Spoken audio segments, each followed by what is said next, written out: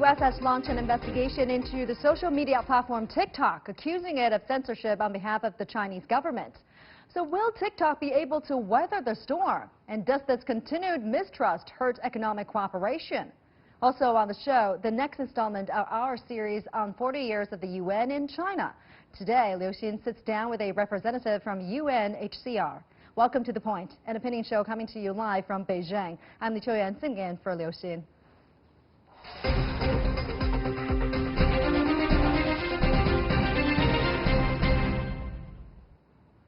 First up, U.S. lawmakers have launched a national security review into the social media platform TikTok and its parent company, ByteDance, according to a report by Reuters. Now, the Committee on Foreign Investment is set to be looking into the Chinese tech giant, questioning its use of data and claiming it censors politically sensitive topics. TikTok has strongly rebuffed these accusations and, along with Apple, refused to testify to Congress about suggested backdoor links with the Chinese government. Is there any evidence to support these claims? And what's the future for TikTok and other Chinese-owned apps in the American market? Well, joining me to talk more about these in the studio first is Thomas Luo, co-founder and CEO of Pingwest. And from Philadelphia, Brandon Blackburn-Dwyer, founder of Grasshopper Strategies. Welcome to you both. So let's talk about this. On October 25th, after weeks of noise about TikTok's privacy and content issues, the company finally released a statement. Here are a few of the main points. So let me start with you, Brandon. I want to read to you the statement and get a response. So the statement says, we store all TikTok US user data in the United States with backup redundancy in Singapore. Our data centers are located entirely outside of China. None of our data is subject to Chinese law. It also says, let's be very clear, TikTok does not remove content based on sensitivities related to China. We have never been asked by the Chinese government to remove any content, and we would not do so if asked, period. Our U.S. moderation team, which is led out of California, reviews content for adherence to our U.S. policies, just like other U.S. companies in our space. So, Brandon, why are these reassurances from the company not enough for the U.S.? Because these reassurances aren't enough for any large social media platform for the U.S. Congress right now. TikTok is joining Facebook, Twitter, Snapchat, Instagram, Apple, Google for being under fire under privacy issues because regulators are finally deeming it time to catch up to the world of data privacy. And regardless of where the servers are located, these companies operate inside the United States. TikTok is under the jurisdiction of the U.S. law, and there are strong concerns about data privacy, including a $5.7 million FTC fine against the company last February for violating rules on privacy around children. So it's not new that this company or any other large social media platform would be under review or scrutiny from the U.S. Congress. TikTok is not alone in being singled out by the U.S. Congress for concerns. Thomas, let me get your thoughts on that. What do you think? Are these allegations valid, the censorship and also the backdoor links, these allegations? Yeah, I think I believe in the investigation now is on the procedure. So probably I'm not in the position to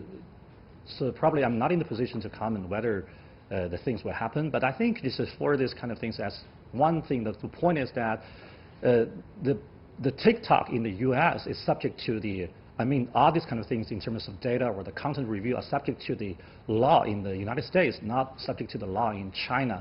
So I think just as what TikTok statement mentioned, and they just put their data outside of China and just review content just based in California. I think this is almost the truth.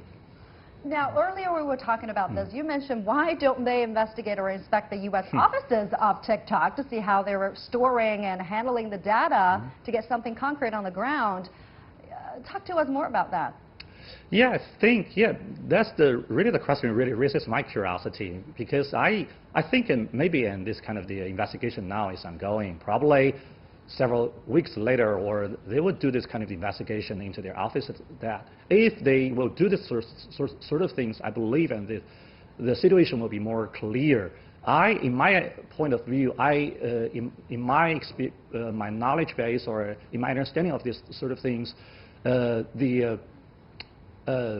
they should put their data outside of China because, just before that, it's really controversial for this kind of things when the Western companies, especially US tech companies, come into China. It's about data, whether they put the data inside China or outside China.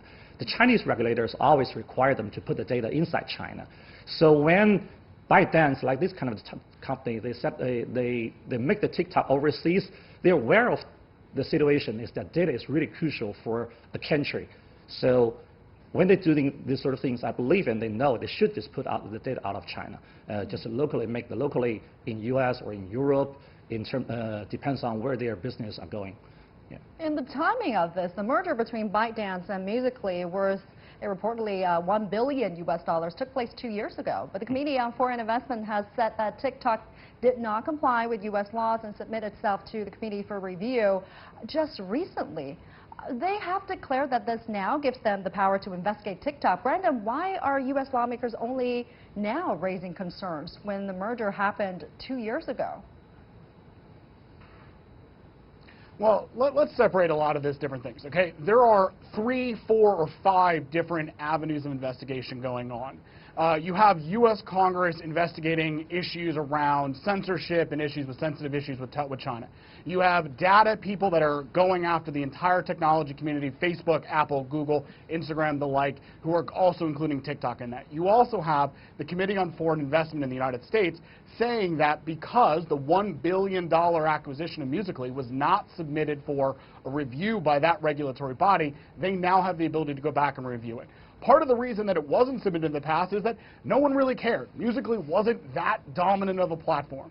But in the 2 years since Musical.ly was bought out for $1 billion, that platform has become TikTok and now has more than 500 million users, a huge percentage of those in the United States. And privacy has gone from something we kind of worried about in 2017 to something that is at the forefront of presidential elections, of national debate, and of the U.S. Congress regulatory body. So the Committee on Foreign Investment, using its legitimate powers, is looking back at this saying, was there enough separation by ByteDance about where assets for Musical.ly would be kept primarily under U.S. regulation and separated from ByteDance's China-based assets like Dalian and other assets that it has, because ByteDance has sort of tried to keep them separate, and this regulatory body is looking at that. Again, though, that's only one of the various avenues of investigation that are largely about solving data privacy issues across the board in an industry that TikTok is becoming a major player in. So the investigation is going on multiple fronts, but a question that's on a lot of people's mind is this, Thomas, is this now about politics, not privacy? Well, I think that privacy is a part of the politics. You cannot probably separate politics and from the privacy. I think it's especially in terms of especially for the TikTok or for ByteDance, it's a China background company. So I think the privacy is more crucial. It's a more crucial part for the politics between the U.S. and China. So I think privacy is a part of the politics, especially at the current moment. And Thomas, you are friends of the founder and CEO, actually, of ByteDance. Of course. So you probably know what's happening there a lot more than we do. This review by the Committee on Foreign Investment in the United States is a closed one, is confidential, but we have an undisclosed source that TikTok is working with the committee to place their concerns. I mean, what might be the outcome of this investigation? Have you heard anything from ByteDance? Yes, so far I haven't heard anything officially from ByteDance, but I think the outcome of the investigation of reviews, I think in this sort of things, I think they are so far as I know, and I can just give you an example, like in ByteDance once suffered this kind of the challenges or this kind of reviews in India by the government for the child education issues. So I think so far I know ByteDance had done a bunch of the works and to resolve the problem, and they resolved the problem successfully.